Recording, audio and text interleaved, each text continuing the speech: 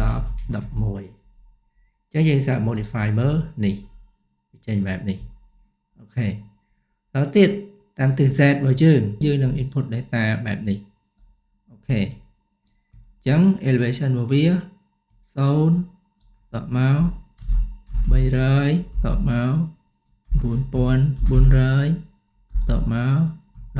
12435អូខេចឹងនៅនេះ EL បូក 0.00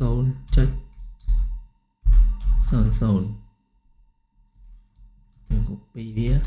clear EL បូក 0.3 យើង paste ទៀត EL បូក 9.4 clear មកទៀតយើង paste EL បូក 12.435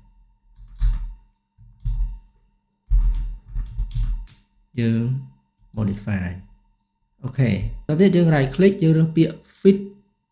work area to entire model នេះអូខេអញ្ចឹងយើងឃើញ work area របស់យើងពេញ grid របស់យើងហើយតមកទៀតយើង select លើ grid យើង right click យើងរើសពាក្យ create view តមកទៀតយើងពាក្យ along grid line អញ្ចឹងយើងរើសពាក្យ create មក